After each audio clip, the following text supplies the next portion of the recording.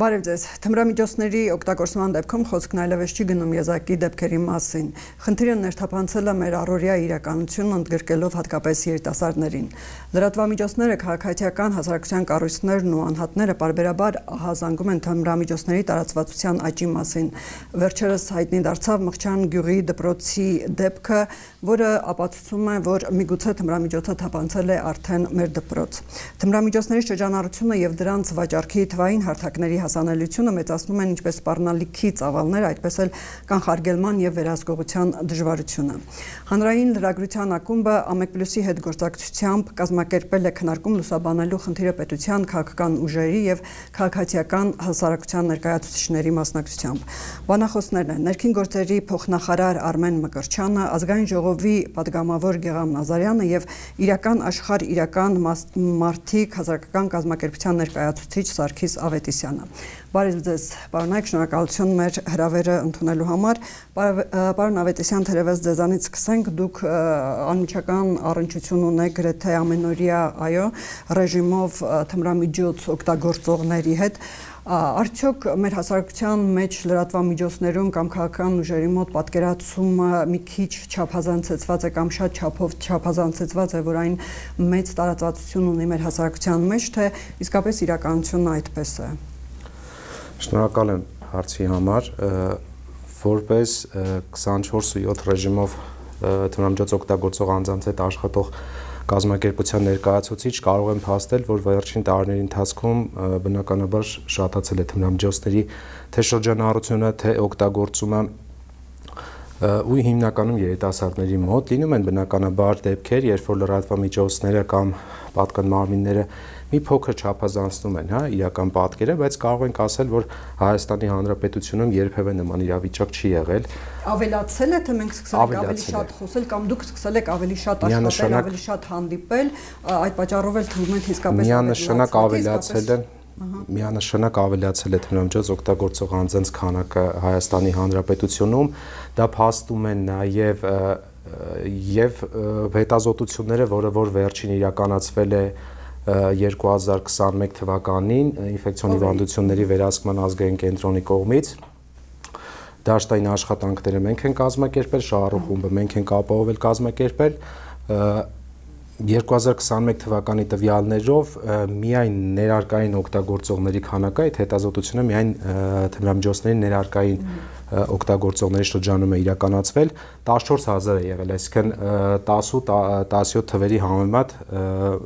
մեծ աճ է ունեցել, եթե չեմ սխալվում 8-9000-ի չափ էր 18 թե 17 թվականներին նույն հետազոտության արդյունքներով։ Այս տարվա ընթացքում պլանավորվում է նույն հետազոտությունը իրականացնել, էլ նույն սկզբունքով է իրականացվելու, կարող ենք վստահ ասել, որ թվերը միանշանակ աճելու են, դա արդեն կտեսնենք հետազոտությունով։ Եվ երկրորդ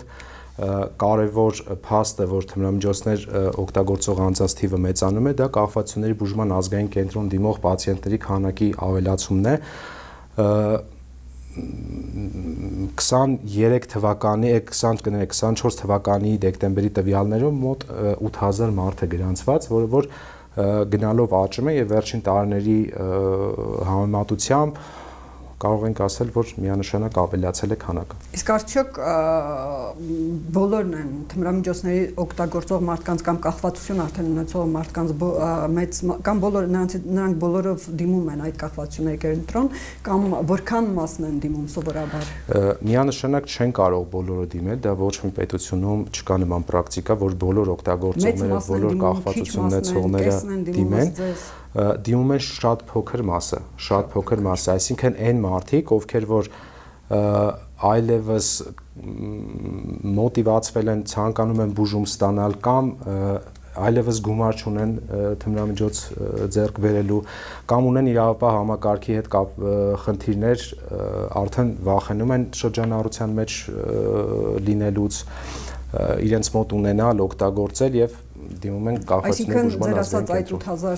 24 թվականի համար կարող է 4-5 անգամ ավելի մեծ լինել օգտագործողների դեպքում 10 անգամ։ 10 կարծում եմ դա ուղղակի չեմ ուզում օդից թվեր ասել, հա, բայց կարծեմ 10-ը մի քիչ չափազանցվեցած է, բայց բավականին տարածված են։ Ուղղակի այս պահին Հայաստանի Հանրապետության համար շատ կարևոր եւ առաջնային պետք է լինի թմրամիջոցների տարածվածության վերաբերյալ հետազոտության իրականացումը, որը ոչ թե կներառի միայն ներարկային օգտագործողներին, ծանր թմրամիջոց օգտագործողներին, այլ առհասարակ, հա, բոլոր թմրամիջոցները միասին վերցված։ Դա կլինեն կանաբիոիդներ, ափիոնատիպ թմրամիջոցներ, մետամֆետամիններ, ամբողջ թմրամիջոցների օգտագործման։ Ափիոնատիպ թմրամիջոցները, որոնք արդեն ներարկային եղանակով են օգտագործվում։ Պարոն Նազարյան, դուք մասնակցում եք, ես նկատեցի ազգային ժողովում մի քանի անգամ համապատասխան թմրամիջոցներին վերաբերող կամ թմրամիջոցների շրջանակներում հանցագործությունների խստացմանը, պատժի խստացմանը վերաբերող նախագծերի քննարկմանը եւ ձեր կարծիքով հավանաբար այնտեղ համակողմանիորեն քննարկումների ժամանակ խնդրին անդրադարձ եղել է ձեր կարծիքով բացի այդ տելեգրամյան ալիքները կամ սոցցանցային ալիքները, որոնք նպաստում են թմրամիջոցների տարածվածությանը կամ հեշտացնում են դրան ձեռքբերումը, ուրիշ այլ ինչ խնդիրներ կան, որ տարածվածությունը ավելանում է։ Դուք ասում եք 10 անգամ։ Տեսեք, ես ինչու ասեցի 10 անգամ, ես փորձում եմ հասկանալ հայ մարդու տեսակը, մոտեցումը եւ պատկերացնում եմ, որ 10 թմրամոլից հազիվ մեկը ինքնակամ գնա, ասի ես թմրամոլ եմ, խնդրում եմ ինձ բուժեք։ Ունեք շրջապատում, շփվել եք։ Ես ցավոք սրտի ասեմ ձեզ, երիտասարդների հետ երբ որ շփվում եմ անկաշկանդ մթնոլորտում, ոչ խորհրդարանական իհարկե։ Գիտեք, երբ որ մտերմիկ զրույց է սկսում ու ասում եմ, տղերք, ճիշտ են ասում կամ աղջիկներ ճիշտ են ասում, որ ամեն երիտասարդական հավաքույթի ժամանակ անպայման դա օգտագործվում է եւ գիտեք 90% ասում այո։ Դա թմրանյութ։ Ինչ տիպի։ Ինչ Սարնավետիսյանը ասաց, ծանր տիպի։ Ես գիտեք բոլորն էլ ծանր եմ համարում։ Թմրանյութը դա արդեն ծանր տիպի է։ Այն քիմիական վտանգավոր դեղահաբերը, որ գցում են լեզվի տակ կամ կուլ են տալի կամ խմում են, դա պարզվում է շատ տարածված է երիտասարդական հավաքույթների ժամանակ։ Ես դուք ասեցիք մասնակցել եմ քննարկումներին, ես ոչ թե մասնակցել եմ քննարկումներին, ես ներկայացրել եմ կառավարության որոշման առաջարկ ներկայացրել եմ կառավարությանը, որովհետև ես հասկացել եմ կամ հասկանում եմ ցավոք սրտի, գուցե այս հարցում հորետես եմ, որ արդեն իսկ հասուն տարեքի չափած մարդուն հետ բերել կախվածությունից գրեթե անհնար է, բայց ես ուզում եմ, որ մենք կանխենք դեռահասների ու երիտասարդների շրջանում թմրամոլության աճը, դրա համար կառավարությանը առաջարկում եմ երկու տարբեր տեսակի առաջարկներ ներկայացրել, որ հաշվի առնելով այն ճնշումները, որ արկա են որոշ հասարակական կազմակերպություններից, որ իբր եթե մարդուն տանում ենք թունավանական հետազոտության, դա նրա իրավունքների խախտում է եւ մենք հանցագործություն ենք գործում, այսինքն ինքը կարող է հանցագործություն անել հասարակության դեմ, իր դեմ, իր ընտանիքի դեմ, բայց որ մենք նրան ասում ենք արի գնում ենք թունաբանական հետազոտության, դա արդեն մենք հանցագործություն ենք գործում։ Ազգային ժողովի падգամավորի նկատմամբ տեղ ունեցավ։ Գիտեք, այդ մի առանձին բան է, ես չեմ ուզում խառնեմ, բայց ես իմ առաջարկը պնդում եմ, որ կառավարությունը կարող է եւ պարտավոր է 15-ից 18 տարեկան դեռահասներին ենթարկել պարտադիր թունաբանական փորձաքննության եւ ամեն, ասեմ, ուսումնական տարում ընդգրկելով գոնե նրանց 33%, ընդ որում ես հատուկ ասում եմ, որ ծնողներն էլ ուշադիր լինեն թե տղաներին, թե աղջիկներին, որովհետեւ բաներ կա, ես չեմ ուզում հրապարակեմ, ասեմ եւ գուցե բարձրացնենք խնդիրը, ես ասում եմ խնդիրը, որ հատուկ, ես արդեն տեսնում եմ հատուկ դիտավորություն, հատուկ դիտա, դա հենց այնպես չի լինում, երբ որ բարձր դասարանի աշակերտուհիները ստիպում են խորամանկությամբ, բռնությամբ, ցածր խոսքը գնում է 9-10 տարեկան երեխաներին խաբեությամբ թմրամոջիցներ տան։ Ոչ միայն ես դուք Մղջյանը գիտեք, ես շատ գիտեմ եւ էլի չեմ բարձրաձայնում, բայց դա ասենք տեղյակ են բոլորը, ծանր դեպքերով խնդիր ունենք, որ բարձր դասանի աղջիկները երեխաներին խաբեությամբ տվել են,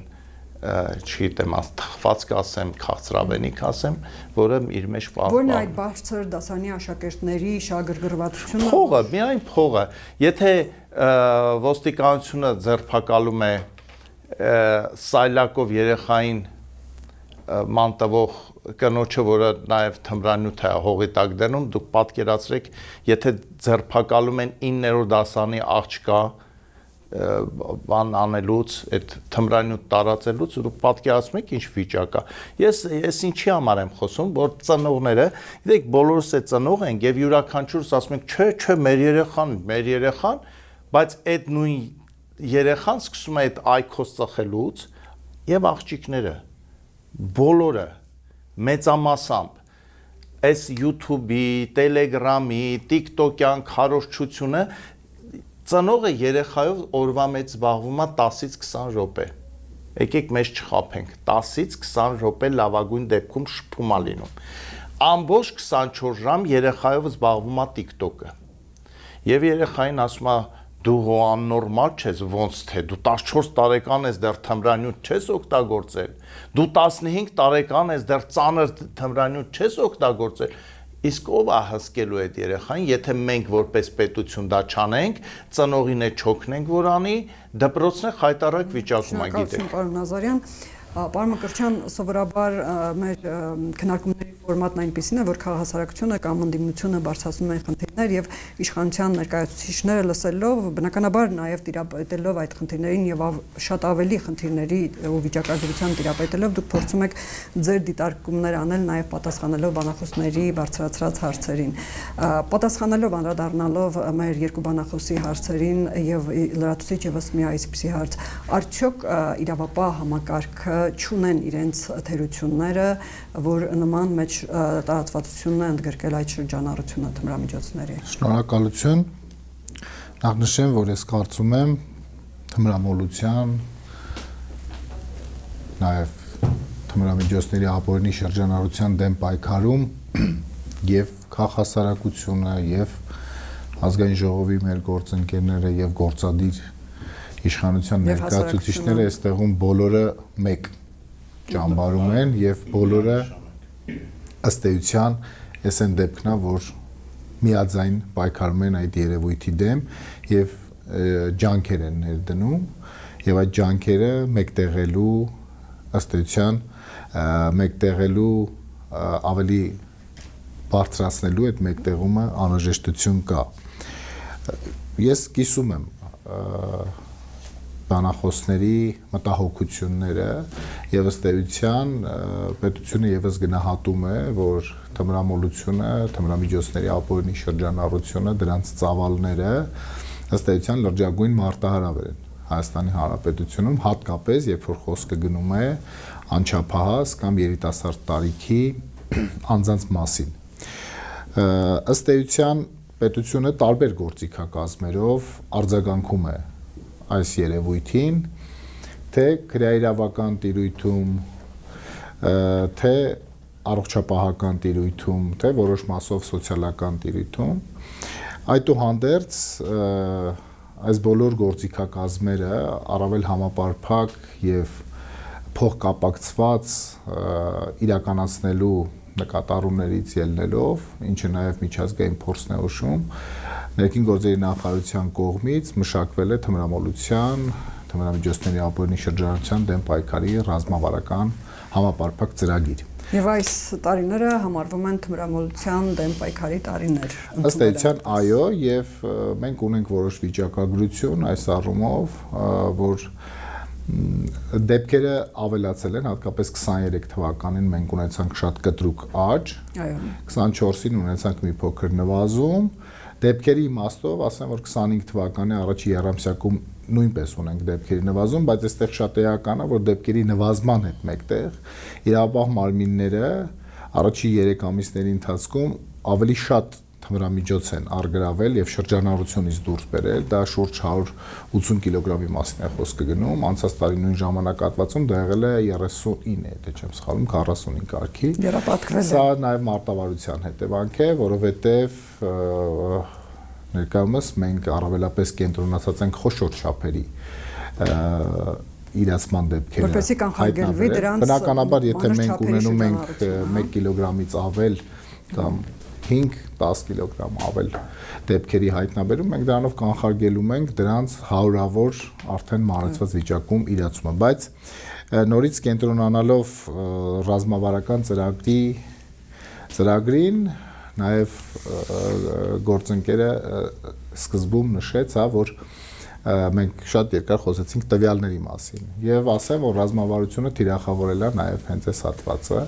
որտեղ մենք համապարփակ հետագծելի վիճակագրության եւ վիճակագրական պատկեր ըստեյության այս բային չունենք եւ թմրամոլություն թմրամիջոց օգտագործելու պայից միջև տարբեր իրավապահ մարմինների հետ առնչություն, հետո բուժում, հետո նաև դաշտային աշխատանք, որտեղից մենք եւս պետք է ունենանք տեղեկություններ եւ հետագծելի վիճակագրական պատկերը շատ կարեւոր է մեզ համար ոլորտում ճիշտ քաղաքականություն մշակելու համար։ Բացի այն, որ թմրամիջոցների ապօրինի շրջանառության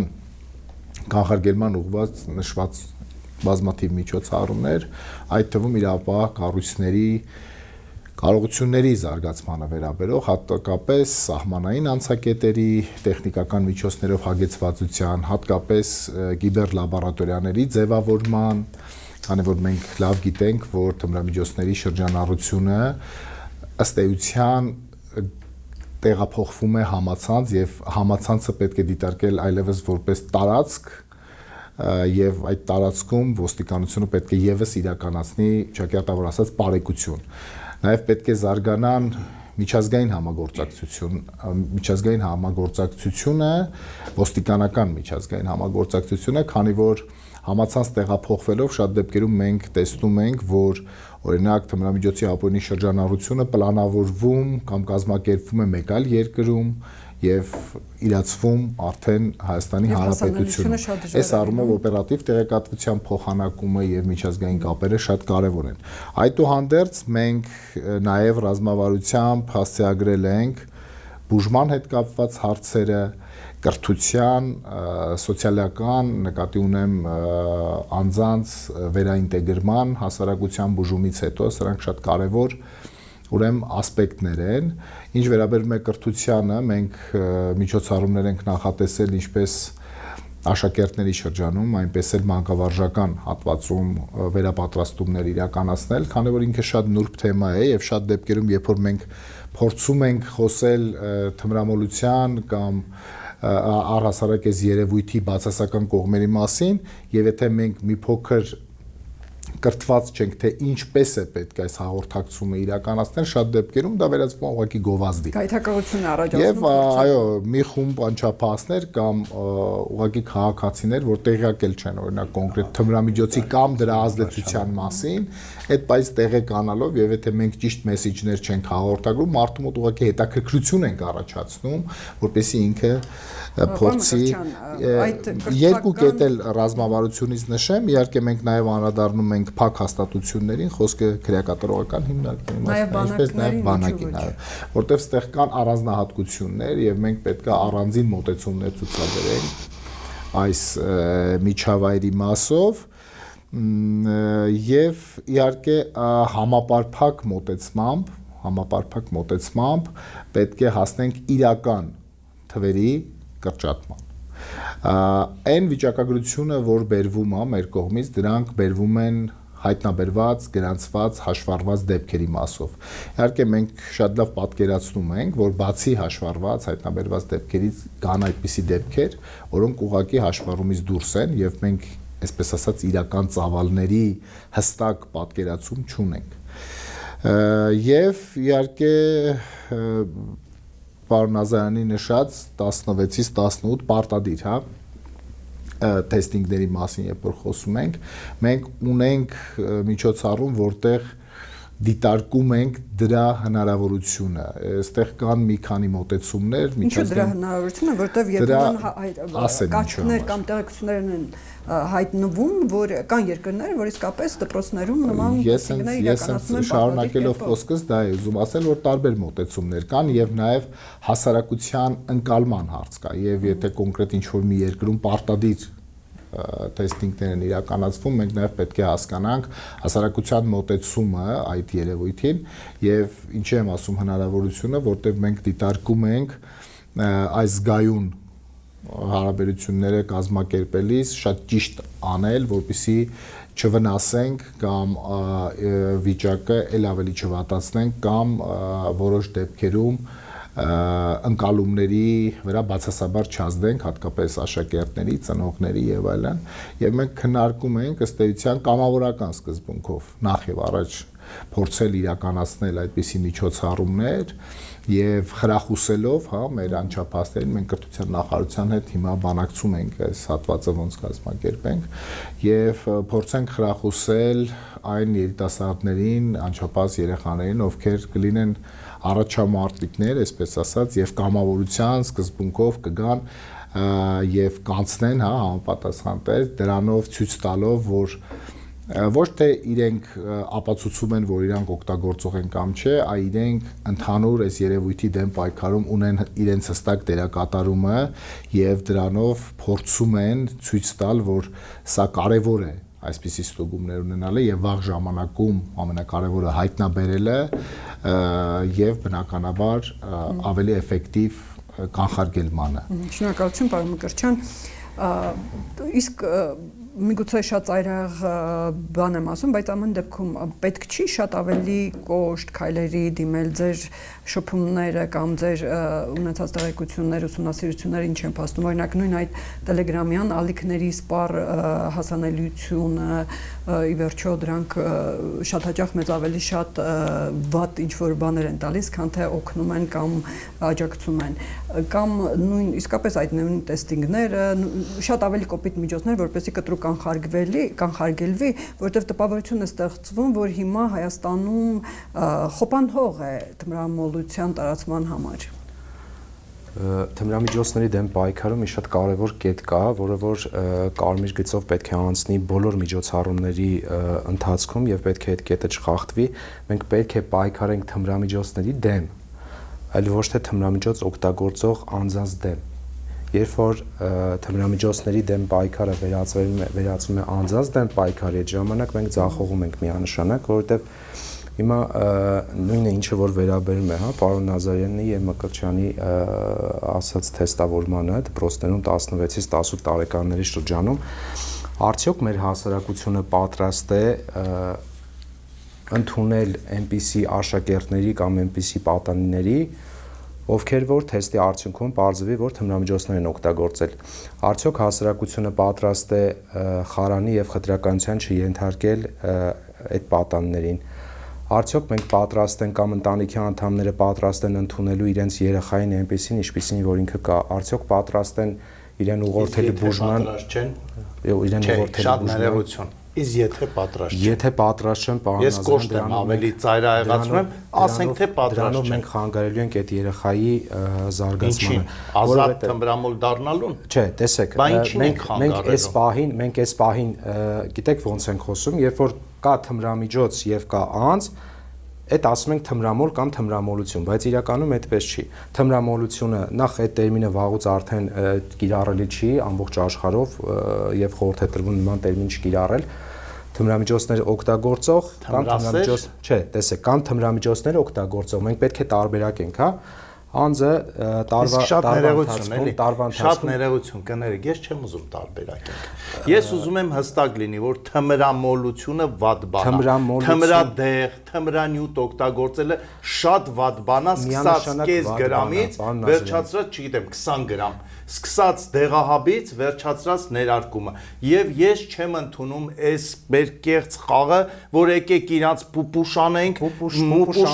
եւ բարուրենք դնենք հարմար տեղ մի ծծակով էլ բանը ամեն ինչը սարքում եք ջատագովություն։ Ձեզ թվում է թե մենք ջատագովում ենք։ Մենք ամենաշատն ենք պայքարում թմրամիջոցների դեմ։ Դե եկեք ես էլ ասում եմ, եկեք բնակարանային գողերին մեղմ վերա, իրաց ճասենք բնակարանային գող, ասենք գողության սիրահարներ, չգիտեմ, բայց ինչի մասին է թմրամիջոցները լավ էլի Խոսքս շարունակելով տեսեք Վարդան շարունակեմ խոսքս տեսեք երբ որ մարդը տարվա ընթացքում օգտագործում է 3-ից 4 անգամ թմրամիջոց այդ մարդը թմրամոլ չի ձեր ասած այդ մարդը չունի թմրամիջոցներից կախվածություն այդ մարդը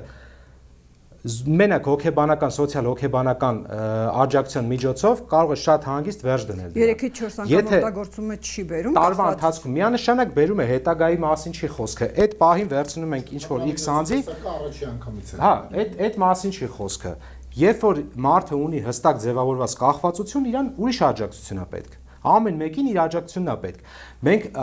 երբ որ մարդիկ լսում են քաղ հասարակություն հասարակական կազմակերպություններ թվում է թե մենք ջատագով ենք թմրան միանշանակ մենք ջատագով չենք մենք ազգային ռազմավարության մշակման ժամանակ շատ կարևոր առաջարկություններ արել ենք այդ առաջարկությունները ընդունվել է եւ ռազմավարության մեջ տեղ են գտել մենք միանշանակ պայքարում ենք թմրամիջոցների դեմ բայց ոչ թմրամիջոց օգտագործող անձի դեմ բոլոր ժամանակներում մենք այդ փորձով տեսել ենք ինչքան ուզում եք խստացրեք օրենքները Աֆղանստանը այս պահին ամենադաժան օրենքները ունի բայց այնտեղ համարվում է արտահանող թմրամիջոցներ արտահանող երկիր Ռուսաստանի դաշնությունը վերցնենք Ռուսաստանի դաշնությունում բավականին խիստ է բավականին թմրամիջոցների ոլորտը բավականին խիստ է օրենքներով քրեական հոդվածներով բայց չեն կարողանում արդյունավետ պայքարել։ Եթե մենք ուզում ենք գրագետ արդյունավետ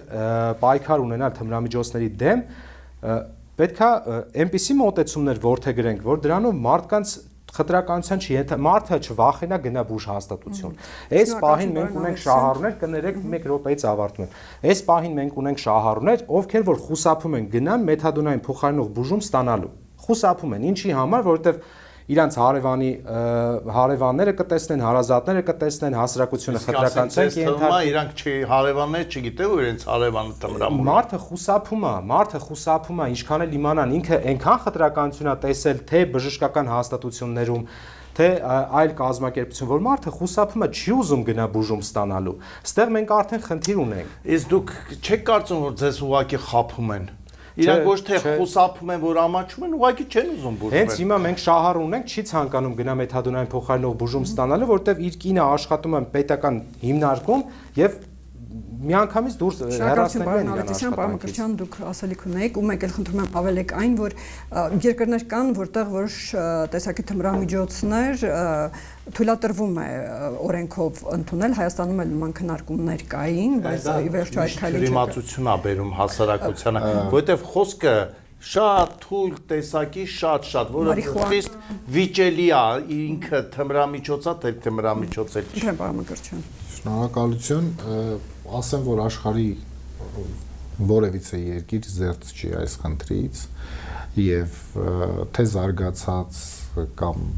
աշխարհագրական իմաստով տարբեր երկրներում այս երևույթը կա։ Միջազգային երևույթը կա Հայաստանի դեպքում անգամ տարբեր միջազգային զեկույցներում Հայաստանը պարբերաբար հայտնվել է որպես թմրամիջոցների տարանցման բնականաբար, այո, Հայաստանը, այդ թվում Հայաստանը եւս համարվում է որպես տարանցիկ երկիր, հատկապես հարավային սահմանից, Իրանից, հյուսիսային սահմանից, այո, մենք ունենք մենք տարբեր խմբականակների իրացում, ինչպես Հայաստանի Հանրապետության տարածքում, այսպես էլ դրանց տարանցիկ կերպով իրացնելու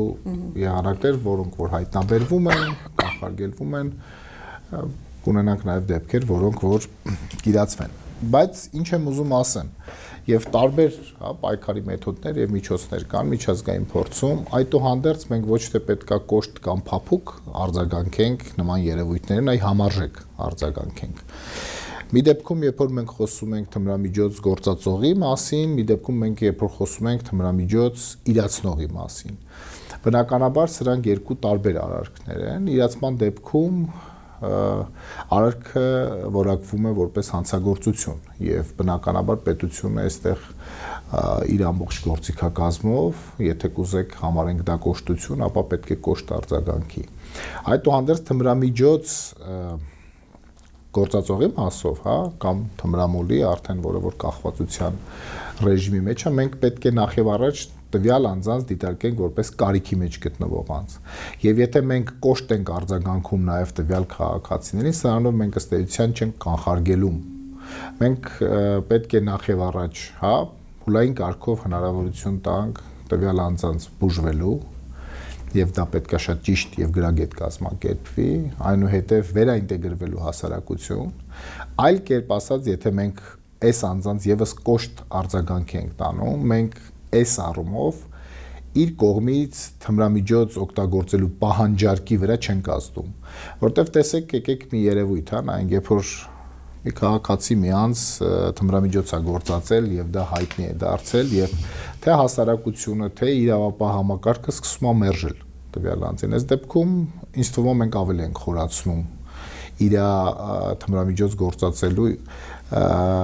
ցանկությունը եւ ես դες ասեմ ցանկացած պարագայում ամենաթանկից մինչեւ ամենաէժան թմրամիջոց հայթայթելու հնարավորությունը ինքը ունենալու է եւ ինքը շարունակելու է, եթե մենք իրան պիտակավորում ենք, այսպես ասած, որպես թմրամոլ, մենք տվյալ քաղաքացուն ըստ էության հասարակության լիարժեք որպես անդամ կորցնելով նպաստում ենք, որպես ինքը շարունակի մնալ թմրամիջոց օգտագործող կամ թմրամոլ եւ բնականաբար ունենալով պահանջարկ ձևավորվելու է նաև առաջարկ եւ մենք ունենալու ենք եւս վատ վիճակագրություն։ Իսկ ձեր բոլորի ուսումնասիրությունները այս տարիների աշխատանքը ինչ է ցույց տալիս թմրամիջոց օգտագործողները որքան նրանց տոկոսն է կարողանում դուրս գալ այդ իրավիճակից, թե կախվածությունը։ Տեսեք, ես այս հարցին պատասխանեմ վերադառնալով մեր ռազմավարությանը, մեր նախատեսված միջոցառման եւ նաեւ գործընկերոջ շատ կարևոր կատարած աշխատանքին այսպիսի վերլուծություններ հստակ վերլուծություններ կատարելու համար մեզ հստակ վիճակագրություն է հարկավոր եւ ոչ միայն թվային տեսքով, այլ նաեւ որակական տեսքով, ինչը որ դաշտային, հա, այսպես ասած աշխատանքներում շատ կարևոր տեղեկատվություն է ձեռք բերվում։ Պետք է անձի հետ կապված մենք ունենանք առանձնահատուկ տեղեկատվություն տվյալ անձի վերաբերյալ, որտեղ երբ որ մենք ասում ենք ունենք այսքան թմրամիջոց օգտագործող կամ այսքան թմրամոլ, մենք շատ խորը պատկերացումներ չունենք ինչ անձի հետ գործ ունենք։ Արդյոք անձը ցանկանում է որպեսզի ինքը բուժվի, արդյոք անձը չի ցանկանում կամ իրան միևնույնն է։ Արդյոք տվյալ անձը թմրամիջոց գործածելով վտանգավորություն է ներկայացնում հասարակության համար ավելի շատ, քան մյուս անձը։ Եվ առասարակ հասարակության վերաբերմունքն էլ պետք է շատ հստակ ձևավորվի այս առումով, որտեվ գիտեք հասարակությունը երբեմն տարբեր գնահատականներ է հնչեցնում թմրամիջոց օգտագործող։ Օրինակ միևնույն իրավիճակում թմրամիջոց օգտագործած ինչ որ մի երիտասարդի կարող է իրենց համայնքում ասեն դե երեխայա մի հատ ծխել է, մեկ այլ դեպքում թմրամիջոց օգտագործողին ամբողջ համայնքով ասեն այս անձը վատ մարդ է, ինքը թմրամոլ է, այս մարդու պետք չի իր այդ շփվել եւ այլն։ Սա նաեւ կախված է թե այդ անձը ով է եւ այդ անձը ինչ վարքագիծ ունի իր շրջապատում։ Սրանք շատ կարևոր հարցեր են եւ նաեւ հասարակությունը օրինակ պետք է անկալի։ Արդյոք մեր զբաղվածության իմաստով, հա, պատրաստ է հասարակությունը թմրամոլության տարապող, հետո բուժված անձի հետ ունենա որևիցե աշխատանքային հարաբերություններ։ Ինչպիսին պետք է լինեն այդ աշխատանքային հարաբերությունները, որ ոլորտներում պետք է լինեն այդ հարաբերությունները։ Եվ սրանք շատ կարևոր են։ Ինչ խոսք, որ կրթությունը եւ մշակույթի ձևավորումը ամենակարևոր ուղղություններից մեկն է, որը որ պետք է սկսել դպրոցական ճիշտ տարիքից եւ այնպես մատուցել այս բացասական երևույթը անչափահասներին, որպեսզի դա որևիցե կերպ նրանց մոտ շահագրգռվածություն, հետաքրքրվածություն կամ ցանկություններ չառաջացնի։ Դրա համար ըստ էության կան ստանդարտներ, կան ճիշտ կրթություն տրամադրելու գործիքակազմեր, որոնց միջոցով էլ հենց պետք է ազդել նաև մարդկանց կրթության եւ ընկալումների վրա։ Դուք աշխատանքի բերումով լինում եք իհարկե այլ հարցերով, միգուցե ոչ այս խնդրի բերումով, նաև մեր պաշտպանության որոշ կառույցներում, սահմաններում, միգուցե նաև կալանավայրերում, այնտեղ էլ կա որոշակի թմրամիջոցների ներթափանցում, կալանավայրերի դեպքում ավելին ոստիկանությունը կամ իրավապահ մարմինները պարբերաբար ասում են, որ կանխարգելվեց այս սննդի մեջ կամ այս սիգարետի մեջ թմրամիջոցի ներմուծումը, բայց բնականաբար որոշ չափն էլ կարողանում են ներմուծել։ Ամեն դեպքում ձեր տպավորությունը այնտեղ այդ բանակում հատկապես եւ կալանավայրերում օգտագործման մասին ինչ տարածվածություն ունի։ Ես օրինակ երբեմն հանդիպում եմ երիտասարդների, որոնք ասում են, որ կարծեք թե միտումնավոր ճանապարհով են նրան մղել դեպի օգտագործման իր վերադասը, ինչպես է դա ներթափանցում եւ ինչպես կարող են Դուք շատ կարևոր հարց եք տալիս եւ ես քանի որ պաշտպանության մասին ենք խոսում, պաշտպանության ոլորտին ենք անդրադառնում, ես չէի ցանկանա մանրամասներ հրապարակել կամ շատ կանգ առնել այս խնդրի վրա, սա ավելի շատ մենք անում ենք առանց տեսախցիկների եւ եթերների, բայց հավատացեք, ես այս առաջարկը, որ արել եմ, որ 15-ից 18 տարեկանները պարտադիր ենթարկվեն թունաբանական փորձաքննության, ես հենց այնպես չեմ արել, կան մտահոգիչ շատ փաստեր, թվեր եւ որոնց մասին մենք պետք է շատ լուրջ մտածենք, բայց ցավոք սրտի ես հիմա նոր լսում եմ մեր ընկերներին, որ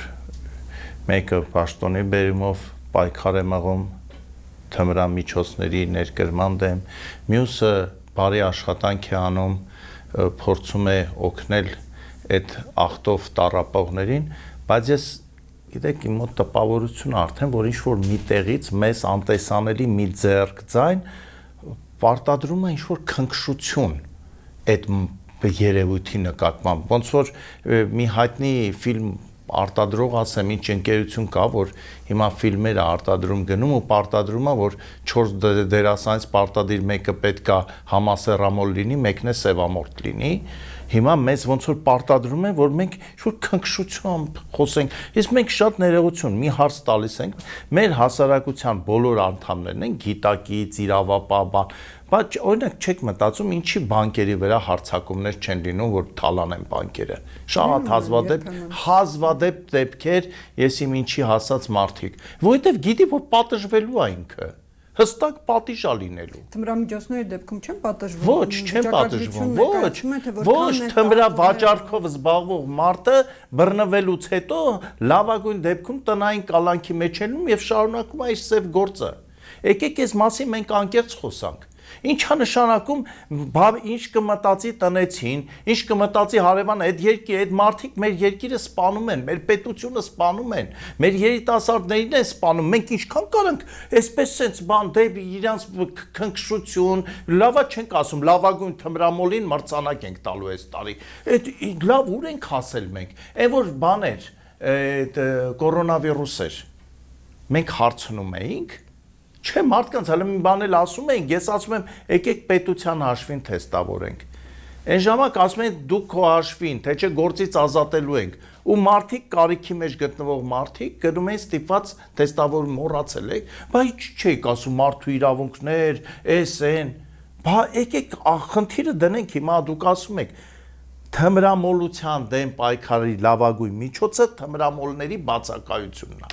Երբ որ այդ մարդը թմրանյութը բերում, այնքը գիտի, որ սպառող կա, ու այս որ ասում եմ երեխեքին զորով դարձնում են թմրամոլ կախվածության մեջ, որ իրանց շուկան մեծացնեն, եկեք թմրամոլների հարցերը լուծենք, այսինքն այնպես անենք, որ մարդը հասկանա, որ թմրամոլությունը վատ բան է, որ ինքը մերժելի է լինելու հասարակության կողմից, մերժելի է լինելու ապագա փեսացուների եւ հարսնացուների կողմից, մերժելի է լինելու բոլորի կողմից, ավելին, եթե ինքը ասում է թքած ունեմ, որ մերժելի եմ, հասկանալու է, որ 15 տարի անցկացնելու է, պատկերավոր ասեմ, ուղղիչ աշխատանքային գաղութում, եկեք եւ նաեւ համաձայն եմ, դաստիարակենք 0-ից, մանկապարտեզից, դպրոցից, որ թմրամոլությունը բոլոր տեսակի շատ վատ բան է, դա աղետ է, դա կործանում է, դա հակաաստվածային երևույթ է։ Թմրամոլությամբ զբաղվելը նույնն է Աստծու դեմ գնալ։ Այս բաները եթե մենք մեր հասարակությանը չասենք, ես չեմ ասում թմրամոլներին մենք ոչ պետք է նրանց օգնել, ամեն կերպ օգնենք, որ բուժվեն, եթե հնարավոր է, բայց իրենք չասենք, գիտեք, դա ձեր իրավունքն է։ Ինչ իրավունք, ես ներքին գործերի նախարարությունից հերթական պատասխանն եմ ստացել, մոտավոր այսպես։ Գիտեք, ձեր առաջարկը լավն է, բայց դե գիտեք, որ մարդու իրավունքների որոշ պաշտպաններ կա, որ ասում են դա մարդու իրավունքների խախտում է, դե քանի որ դրանք այդպես են ասում, մենք չենք կարա բան անենք, թեստավորենք։ Լավ, բա եթե հիմա 15-18 տարեկանին ստիպողաբար, որովհետև արդեն պետքա ստիպողաբար անենք, կամ ես հիմա սպասելու եմ դեռ որոշ ժամանակ մինչև ներքին գործերի նախարարությունը կամ այլ ուժային կառույց այն աղջկան գտնի, որը երեխեքին քաղցրավենիք է տվել։ Եթե չգտակ, ցույց չտվեցիք ով է, ես բան եմ անելու, նորից այդ մասին սկսելու եմ բարձրաձայնել։ Պարոն Ավետիսյանը վաղուց Թմրամիջոցներ վաճառողների շրջանառությամբ զբաղվողների մասին չի խոսքը։ Դրանց միանշանակ որևէ մեկը չի արդարացնում, չի պաշտպանում։ Մենք չենք ասում, չէ, եթե դեղա վաճառում նորմալ է իր հետ մեր օրենքները նույնիսկ թույլ են, ձեր ասացի նման նույնիսկ թույլ են, որովհետև ճիշտ եք ասում, մարդուն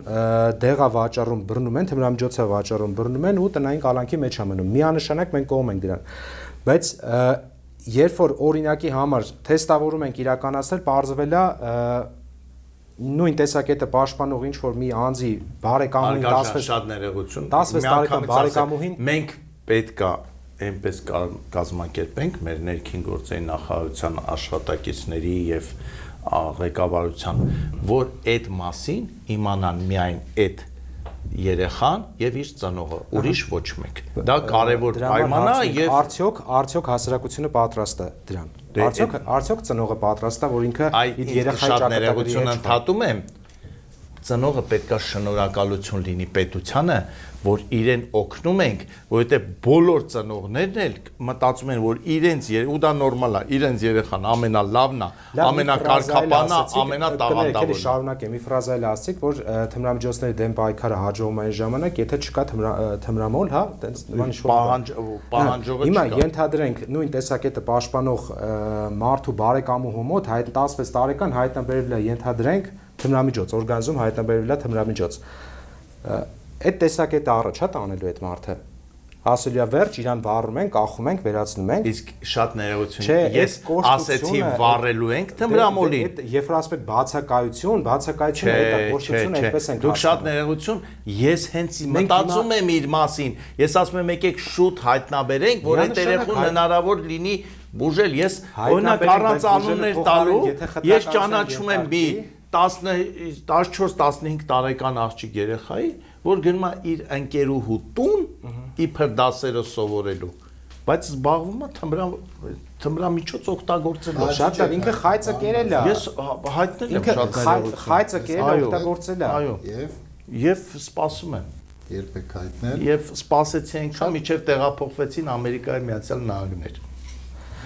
Ինքը խայծը կերել, օգտագործել է, պարոն Նազարյան։ Ես բաստերով եմ խոսում։ Ուզում եմ ասեմ, եթե ունենում ենք նմանատիպ դեպքեր, պետք է նաև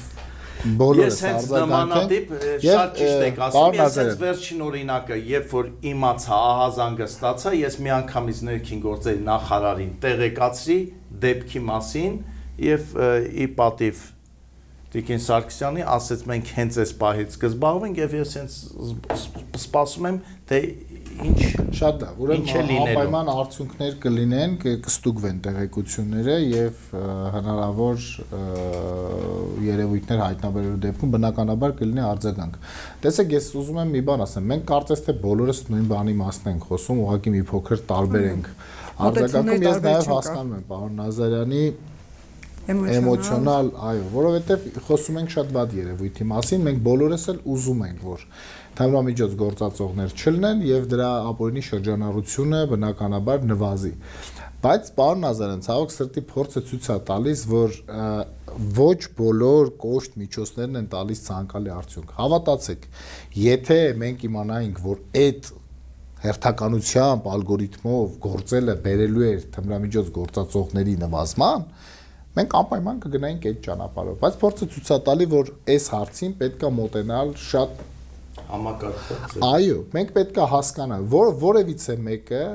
թմրամոլությունը չի գովազդում կամ չի ասում, որ դա լավ բան է կամ քնքշությամբ է դրան վերաբերում, բայց տեսեք նոր ձեր վկայակոչած դեպքը դպրոցում ունեցել ենք դեպք, հիմա քննվում է, ես էլ արդյունքները չգիտեմ, բայց ինչ որ անչափահասներ ստիպողաբար օգտագործել են թմրամիջոց, ընկել են կախվածության մեջ։ Հիմա ես կարծում եմ, որ այս մարդիկ զոհ են այս իրավիճակում եւ այս մարդկանց մենք պետք է օգնենք, հետ բերենք հասարակություն։ Իմ ասածն դա է, եթե ինչ վերաբերում է թմրամիջոց իրացնելուն, ապա սա քրեական օրենսգրքով նախատեսված բավականին լուրջ սանկցիաներ ունեցող հանցագործություն։ Եվ ինչ եմ ուզում այս առումով ասեմ, տեսեք, մի փոքր էլ խոսենք հա թմրամիջոցների ապօրինի շրջանառության դեմ պայքարից, որտեղ սա ոչ պակաս կարևոր հատված է։ Ես հավելեմ հարցս նույն այդ հարցի շրջանակներում ներկրվում է։ Ինչի է ներկրվում։ Դուք ասում եք մենք կենտրոնացել ենք ավելի շատ խոշոր չափի թմրամիջոցներ հայտնաբերելու վրա, որպեսզի դրանք չմասնատվեն եւ չբաժանվեն ընդգրկելով հազարավորներին։ Ինչու է սա ամենահեշտը կանխարգելելը չի ներմուծման, ինչու, այո։ Մենք ունենք մաքսային կետեր, որտեղով ներմուծվում է, ովքեր են մեր պաշտոնյաներն են, մաքսային ծառայողներ են թույլ տրվում, ինչու ոստիկանությունը կամ այլ իրավապահ կառույց ավելի զգոն չի, որ չներթափանցի եւ նման լայն տարածում չունենա Հայաստանում։ Նույնը վերաբերում է նաեւ արտադրությանը տեղում։ Այ հենց հենց ուզում եի անցում կատարելով մի փոքր իրացման երևույթներն, այո, թմրամիջոցի ծագումը կարող է ունենալ երկու աղբյուր, կամ ներկրում, կամ արտադրություն։ Եվ մենք միանշանակ կենտրոնացված ենք հենց այս երկու ուղղությամբ եւ մեր կարողությունները եւ ջանքերը պետք է ներդնենք առավելապես այս երկու ուղղություններին։ Երբ որ մենք ասում ենք սահմանային անցակետ, մենք պետք է նկատի ունենանք, որ ոչ բոլոր դեպքերով են դրանք հենց սահմանային անցակետով ներկրվում։ Իրանի հետ սահմանային շատ մեծ չի, ընդհանրապես մենք քաղաքական աշխարհաքաղաքական այս հարցերի քննարկումից գիտենք ընդհանրապես 40, որտեղ մենք ունենք սահմանակետ, բայց նաև ունենք սահմանային այլ հատվածներ։ Եվ տեսեք, երբ որ մենք մեր գործիքակազմը թե տեխնոլոգիապես, թե կրթությամբ բարձրացնում ենք, հա, տարբեր միջոցներ, որպեսզի հայտնաբերենք, հավատացնում եմ, որ թմրաբիզնեսը եւս հետ չի մնում եւ ինքը եւս քողարկման տարբեր տարբերակներ է փնտրում։ Հայտնաբերվում են բավականաչափ մեծ քանակի թմրամիջոցներ։ Որոշ թմրամիջոցներ այդուհանդերձ ներկրվում են եւ մենք հենց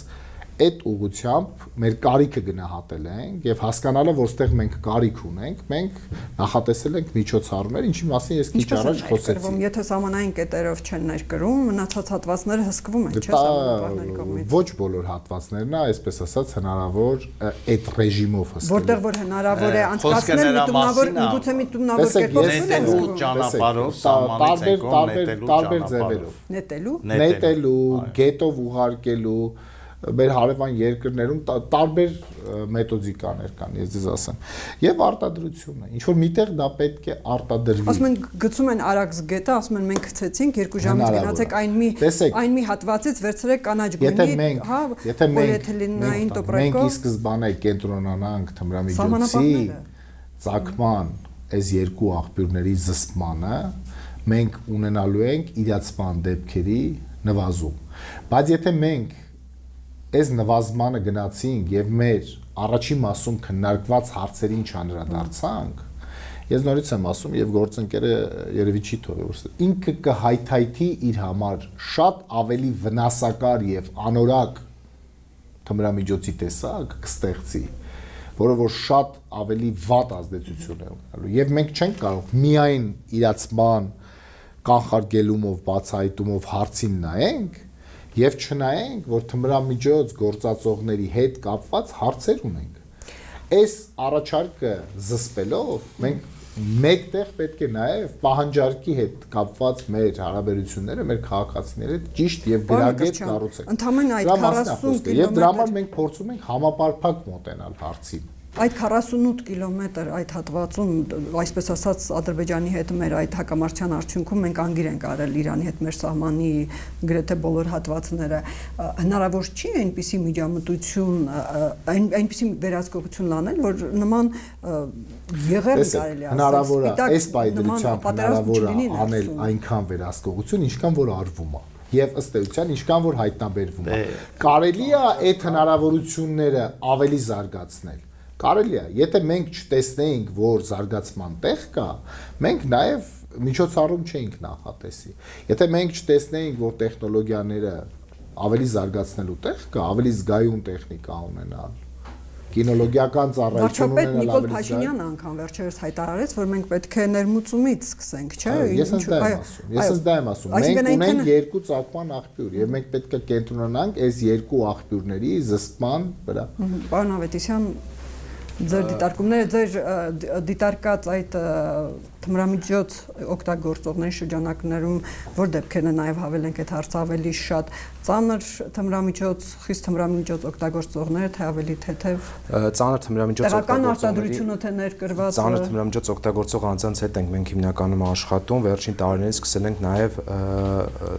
առհասարակ թմրամիջոց օգտագործող անձանց հետ աշխատել։ Տեսեք, թմրամիջոցների դեմ պայքարը պետք է բաժանել 3 բլոկների եւ ազգային ռազմավարություններ հենց այդ սկզբունքով է կազմվել։ Թմրամիջոցների ներմուծում, շրջանառության բլոկավորում եւ կախվածություն ունեցող անձանց բուժում։ Այդ համապարփակ ասված այս 3-ի ներառումն է։ Երբ որ օրինակ սահմանների վրա այնպես արվի, դա երազանք է, բայց կցանկանամ, որ Հայաստանի Հանրապետությունը մի օր ունենա այդ իրավիճակը, երբ որ ենթադրենք սահմաններից բացարձակապես թմրամիջոց չի մտնում Հայաստան, չի ներկրվում Հայաստան, բայց Հայաստանում մենք արդեն ունենք կախվածություն։ Գուցե եվրոդիտորդներին խնդրենք դիտարկեն, մենք ունենք կախվածություն ունեցող ունենք այդ չի օգնելու, հարցը ուրիշ է։ Հատկացեք թողենք պրոֆեսիոնալ ծառայությունների։ Ենթադրենք հասել ենք մի պահի, երբ որ չի մտնում բացարձակ Հայաստան թմրամիջոց։ Արդեն իսկ կախվածություն ունեցող մարդը ինչ անելու։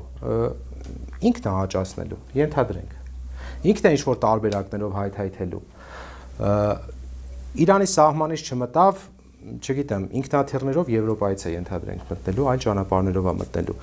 Երբ որ մենք ունենանք այն իրավիճակը, որ կարողանանք կախվածություն ունեցող անձին տրամադրել համապատասխան բուժում ասելով, սկզբից էլ խոսեցինք այդ մասին, պարոն Մկրտչյանը մանրամասն ներկայացրեց վիճակագրության մասով, շատ դժվար է բուժում ապահովելը։ Նույնիսկ բազմաթիվ մասնագետներ կախվածությունը որպես հիվանդություն են դիտարկում եւ քրոնիկ հիվանդություն են դիտարկում որպես չկա վերջնական բուժում։ Թմրամիջոց օգտագործող թմրամիջոցներից կախվածություն ունեցող անձին չկա վերջնական բուժում, կա ռեմիսիայի շրջան։ Այսինքն բուժումը արդյունավետ է եղել, մարդու մոտ ենթադրենք 10 տարի կամ մինչև կյանքի վերջ ապահովել է ռեմիսիայի շրջան։ Երբ որ նման վիճակագրություն մենք վարենք, վիճակագրությունը վարվելու է օրինակ բուժհաստատությունից մարդը բուժված դուրս է գրվել, ասել են բուժվել է, գնաց 6 ամիս հետո օգտագործեց, դրա մասին էլ ոչ մեկ չի իմանալու։ Այդ շատ բարդ է նման վիճակագրություն վարելը եւ ասել է, որ մարդը, չգիտեմ, Հայաստանում այսքան մարդ ենթադրենք բուժվել է։ Դրա համար քանի մենք չունենք վերականգնողական կենտրոններ, մենք չունենք հստակ բուժում, մենք չունենք սոցիալ-հոգեբանական մասնագիտացված այնպիսի թիմ, որը կարողանա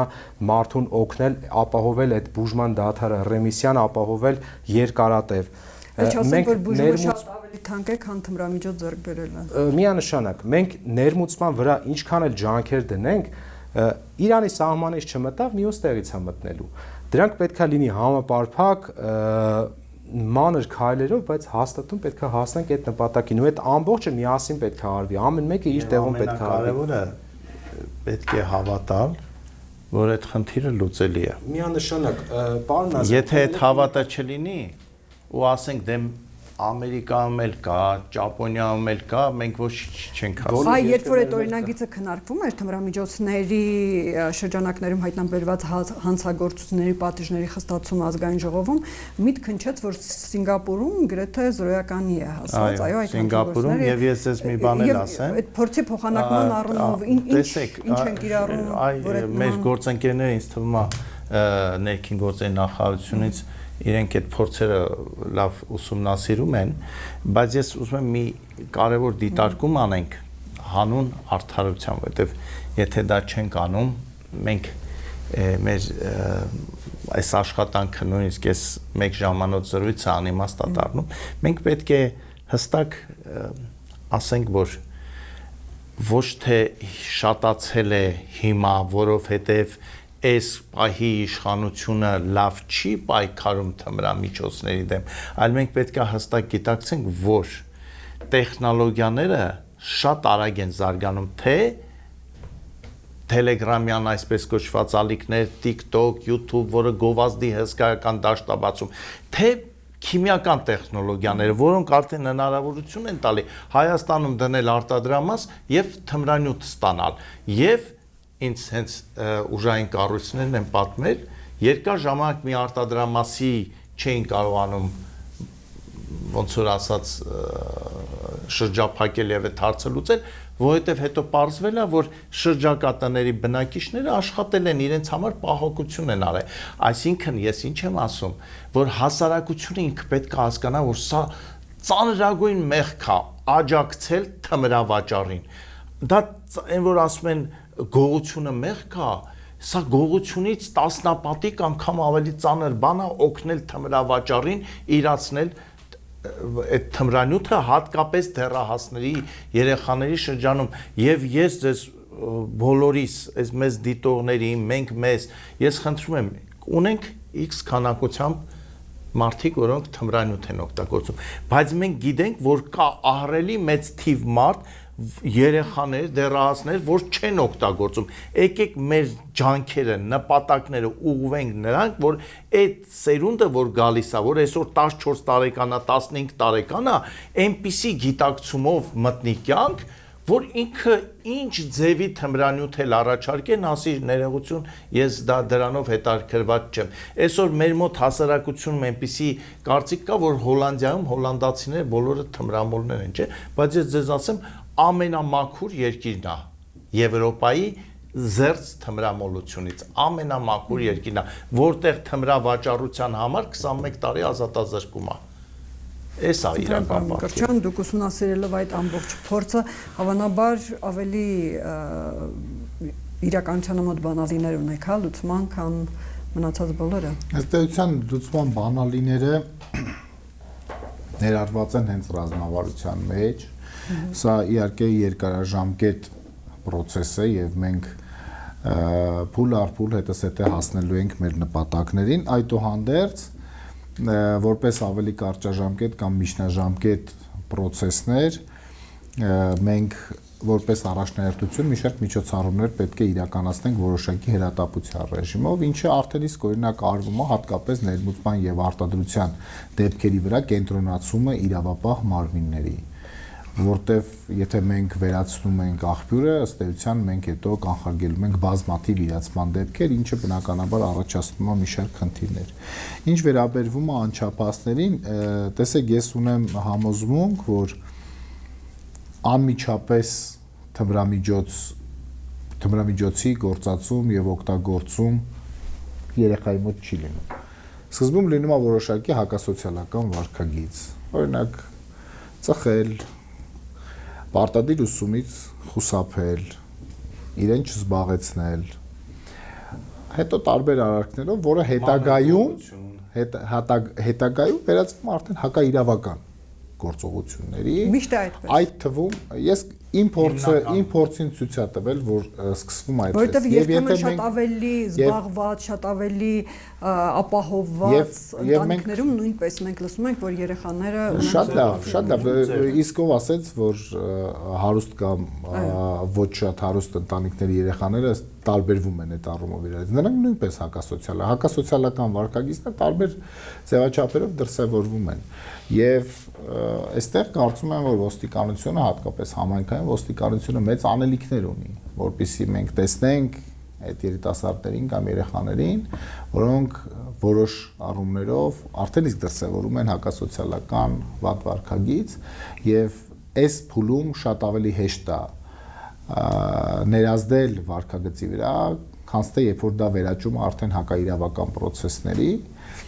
եւ մենք կենտրոնացած ենք նաեւ այս ուղղությամբ եւ իհարկե ռազմավարությամբ նաեւ նշված է շատ մի կարեւոր հանգամանք, որ երիտասարդների հատկապես խոցելի, հա, խմբերի մասով, մենք պետք է որոշակի առումով ապահովենք նաև վերջինների զբաղվածությունը, որտեղ հատկապես այդ տարիքում ճիշտ զբաղվածությամբ չզբաղեցնել երեխային, դա նշանակում է թողել որոշակի հայեցողական ինչ-որ հատված, որ ինքը որոշի ինչով պետք է զբաղվի, եւ ըստ էության ինքը շատ դեպքերում զբաղվում է ոչ այնքան էլ դրական։ Դա միայն դա հիմա կարծեք դա ավելի շատ պետության ըստ էության պետությունը այստեղ խնդիր ունի։ Պետությունը իր բոլոր ոլորտների գործիքակազմով պետք է ազդի եւ կրթության ոլորտով, եւ մշակութային ոլորտով, եւ սպորտի ոլորտով, եւ իրավապահ համակարգի ազդեցությամբ բոլոր ոլորտներն էլ կարեւոր են, որպեսզի մենք համապարփակ ունենանք նախ պատկեր, գնահատենք այդ պատկերը, հասկանանք որտեղ են մեր խոցելի հատվածները եւ գործիքակազմ մշակենք այդ հանգամանքները վերացնելու ուղղությամբ։ Եթե մենք տեսնում ենք, որ օրինակ դրա պատճառը զբաղվածության պակասն է, X վարչական կամ շրջանում կամ համայնքում, մենք պետք է տեղ ազդենք դրա վրա։ Եթե մենք հասկանում ենք, որ մեկ այլ տեղ մենք ունենք օրինակ զբաղվածություն, սպորտի նկատմամբ հակվածություն, մենք այս մասում ուրեմն մի փոքր այլ պատճառ պետք է գտնենք նման դեպքի համար եւ այդ որ այդ զբաղվածության հասանելի միջոցները եւ այդ պատճառների վերհանման եւ դրանց հետևից գնալով դրանց վերացման ուղղությամբ պետք է գնանք եւ այստեղ ես կարող եմ ասել ներքին գործերի նախարարության տեսանկյունից որ համայնքային ոստիկանություն ըստ էության անելիք ունի եւ հիմնականում իր գործառույթը համայնքի հետ շփումն է, իսկ համայնքի անդամ են նաև անչափահասները եւ այսօր անչափահասների հետ կապված գործընթացները եւ գործունեությունը եւս ներառված է համայնքային ոստիկանության ընդհանուր խնդիրներում եւ բնականաբար վաղ ժամանակում մենք երբ որ հայտնաբերում ենք բացասական երևույթներ, որոնք ունեն ել ավելի վատ հակաիրավական երևույթների վերաճելու, մենք այդ փուլում պետք է դրանք կանխարգելենք, հասկանանք ինչ խնդիր ունենք, դա լուծենք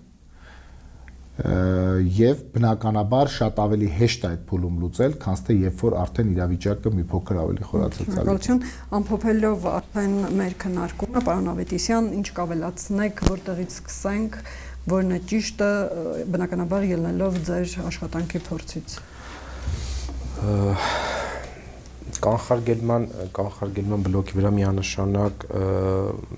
շատ ռեսուրսներ պետք է դրվի։ Պարոն Մկրտչյանը նշեց, որ համայնքային ոստիկանությունը շատ անելիքներ ունի, բայց մի փոքր պետք է հակառակվեմ, որ համայնքային ոստիկանությունը նաև քիչ առաջ ձեր խոսքում նշեցիք, որ լինում են դեպքեր, երբ որ թմրամիջոցների դեմ քարոզարշավը ճիշտ չներկայացնելու պարագայում կարող է հակառակ էֆեկտը ունենալ, այսինքն վերածվի գովազդի, համայնքային ոստիկանությունն էլ պետք է այնքան պատրաստված լինի, որ կարողանա այդ ամեն ինչը իրականացնել եւ այդ գովազդը չդառնա որպես գովազդ։ Օրինակ կարող եմ բերել, երբ որ դպրոցներում նախկին տարիների ընթացքում ոստիկանական տեսուչներն էին, դպրոցներում բարձր դասարանների մոտ թմրամիջոցների մասով խոսում էին, վարում էին ինչ-որ թմրամիջոցների ձեռս մնալու մասով դասընթացներ եւ դա կարող էր հակառակ էֆեկտը բերել եւ բերում էր։ Ես նույնիսկ գիտեմ նման դեպքեր, երբ որ հենց ոստիկանին հակառակվելու համար, պատանին որոշել է, որ պետք է թմրամիջոց փորձի ու այդ վերածվել է գովազդի։ Կանխարգելման բլոկը շատ նուրբ բլոկ է, որը որ պետք է իրականացնել բացառապես վերապատրաստված մասնագետների միջոցով, ավելի լավ է լինի քիչ, լինի փոքր քայլերով, բայց միանշանակ վերապատրաստված մասնագետներով։ Մենք հիմա դպրոցներում ունենում ենք հոգեբաններ, սոցաշխատողներ, ովքեր որ հանձնառնում են թմրամիջոցների հետ կապված ինչ-որ թեմաների վարումը, բայց ես չգիտեմ իրանց իրականացման արդյունավետության աստիճանը, որովհետև այն հոգեբանը, որ պետք է աշխատի դպրոցում երեխաների հետ, ինքը պետք է փայլուն պատկերացնի թմրամիջոցների ոլորտը, ինքը պետք է փայլուն տիրապետի թմրամիջոց օգտագործող երեխայի կամ պոտենցիալը ունեցող, հա, երբ որ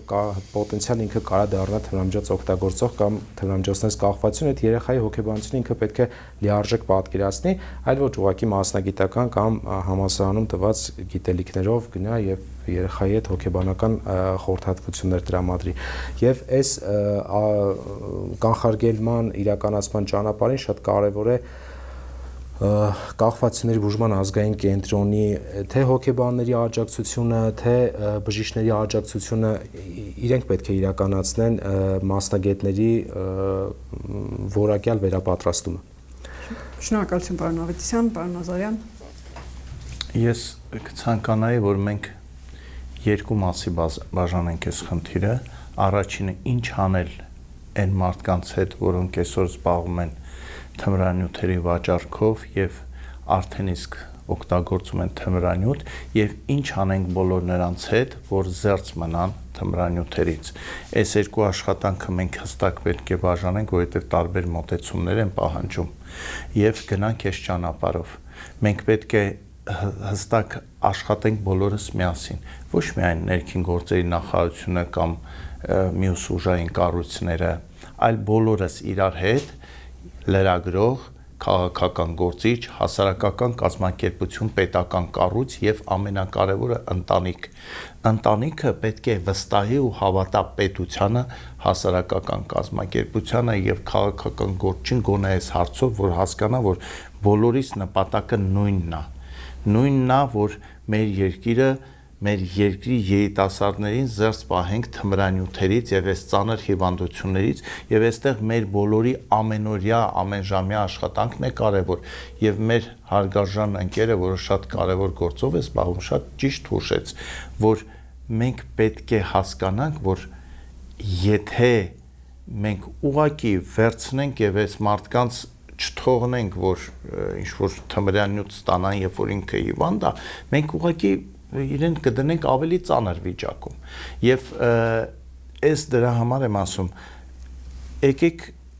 ես չեմ ասում, որ այս 15-18 տարեկաներին պարտադիր թունաբանական փորձաքննությունը լուծելու է բոլոր խնդիր, բայց սա կդառնա մի կանխարգելի ճողակ, բայց ամենակարևորը դա մանկապարտեզ, դպրոց, տուն եւ տուն, որ ասում եմ ամենակարևորը սիրելի ծնողներ, ձեր երեխաներին հեռու պահեք, հատկապես մինչև 14-15 տարեկան երեխաներին TikTok-յան, Facebook-յան եւ YouTube-յան այդ կարճ խոլովակներից, որտեղ ամենավատ գովազդներն են գնում։ Ձեր աշխատանքը գիտեք, հեշտացնում եք, ասում եք թող երեխան հեռախոսի մեջ մնա, դուք ձեր գործերով եք զբաղվում, բայց այդ պահին ձեր երեխայի մեջ արթնանում են բոլոր բացասական գծերը եւ այս իմ խնդրանքն է մեզ բոլորիս ու ծնողներին։ Եկեք տանը ուշադիր լինենք, որ հետո չասենք ուսուցիչը լավը չէր, ոստիկանը լավը չէր, քննիչը լավը չէր, իմ հասարակական կազմակերպությունը լավը չէր եւ падգամավորներն է դե լավը չեն ու լավը չեն։ Եկեք բոլորս միասին այս հարցը լուծենք եւ ես վստահ եմ, որ մենք գոնե Հոլանդիայի մակարդակին կհասնենք։ Շնորհակալություն պարոն Մկրտչյան եւ ինչպես պարոն Նազարյանը նշեց, արդյոք պատժի խստացումը կարող է լուծումներից մեկը լինել կամ ընդունելի լուծում լինել, հատկապես որ ազգային ժողովում արդեն իշխող խմբակցության, իշխող ուժի խմբակցության падգամավորներից մեկն է ներկայացրել նման օրինագիծ։ Դեք պատժի խստացումը կարող է լինել լուծում, եթե դա տեղին է եւ ճիշտ գնահատված է, բայց դա չի կարող լինի միակ լուծումը երևույթի դեմ պայքարելու համար։ Լուծումներից մեկը հատկապես պարոն Նազարյանի նշած առաջի խմբի դեպքում։ Մենք նախագծից տեղյակ ենք, աշխատել ենք նախագծի շուրջ, նախագծում նաև ներառված են արդեն իսկ ծանրացնող հանգամանքներ, այսինքն անչափահասի ներգրավումը որպես ծանրացնող հանգամանք է, համացանցային տեխնոլոգիաների օգտագործումը որպես ծանրացնող հանգամանք է դիտարկում եւ բնականաբար սա այն գործիքակազմերից մեկն է, որը ըստ էության պետք է ազդի ընդհանուր թմրամիջոցների ապօրինի շրջանառության դեմ պայքարի վրա դրական իմաստով։ Ինչ վերաբերվում է հաղորդակցմանը համայնքային ոստիկանների կամ ուսուցիչների կամ լրագրողների կամ հասարակական կազմակերպության աշխատակիցների, ես կարծում եմ, որ բոլորն էլ պետք է ունենան համապատասխան պատրաստվածություն։ Եվ մեր համայնքային ոստիկանները այս ուղղությամբ նաև անցնում են հատուկ պատրաստվածություն եւ ըստ էության այս կոմունիկացիան ճիշտ պետք է ապահովեն բոլորը իրենց հերթին, երբ որ խոսում են այս երևույթի մասին։ Ռազմավարությամբ նաև նշված է, որ լրագրողները նույնպես պետք է ունենան վերապատրաստում այս ուղղությամբ, որպեսզի ճիշտ կարողանան լուսաբանել։ Ռազմավարության մեջ արշավների մասին կար լրատվամիջոցներում, կարծեք թե ճիշտ է մենք երբեմն կազմակերպում ենք մեր նախաձեռնությամբ նման քննարկումներ, բայց կարծեք թե լայն շրջանակ դա չկա, ընդհանրապես մեր նախաձեռնությունը եւ ոչ թե պետական ռազմավարության ընդունումից հետո մենք կփորձենք նաև մեր լրատվության գործընկերների հետ եւս աշխատել կամ համապատասխան մարմինը, ով որ կիմպլեմենտացնի այս մասը, որովհետև շատ դեպքերում մարդիկ չգիտեն, որ իրանք փորձում են անեն լավ բան, բայց ստացվում է մի փոքր հակառակը։ Ինչ եմ կարծում ընդհանուր առմամբ, կիսում եմ բոլորիս մտահոգությունները, շատ դրական եմ համարում, որ մտահոգվածությունը հասարակության մեջ եւ թե ազգային ժողովի գործընկերների, թե հասարակական կազմակերպություններում, թե գործադիրներում, թե լրատվության մեջ մտահոգությունները կան եւ այդ մտահոգությունները տեղին են եւ ցանկություն կա երևույթի դեմ պայքարելու, այդ երևույթը նվազեցնելու կամ մեր լավագույն ցանկության դեպքում վերացնելու համար ես կարծում եմ, որ ջանքերը պետք է մեկտեղել, երևույթներին հստակ գնահատականներ տալ եւ այդ գնահատականների հետևողականորեն գնալով ունենանք ցանկալի արդյունք։ Շնորհակալություն մեր քննարկմանը մասնակցելու, պարոն Նայք։ Ես հիշեցնեմ, որ Ամեկ Պլյուսի տաղավարում հանրային լրագրության ակումբի նախաձեռնությամբ քննարկում էր թմրամիջոցների ապօրինի շրջանառության եւ դրա դեմ պայքարի մասին, եւ մեր բանախոսներն էին ներքին գործերի փոխնախարար Արմեն Մկրտչյանը, ազգային ժողովի падգամավոր Գեգամ Նազարյանը եւ Իրական Հայաստան իրական մարդիկ հասարակական կազմակերպության ներկայացուցիչ Սարգիս Ավետիսյանը։ Եվ մեր քննարկումը կազմակերպվել էր Արդարացի դատաիրավական բարեփոխումներ ծրագրի շրջանակում, որն իրականացվում է Ժողովրդավարության զարգացման հիմնադրամի առաջնորդությամբ ձևավորված կոնսորցիումի կողմից, որի անդամներն են Հանրային լրագրության ակումբը, Հելսինկյան քաղաքացիական ասամբլեայի Վանաձորի գրասենյակը եւ Իրավունքների պաշտպանություն առանց սահմանների հասարակական կազմակերպությունը։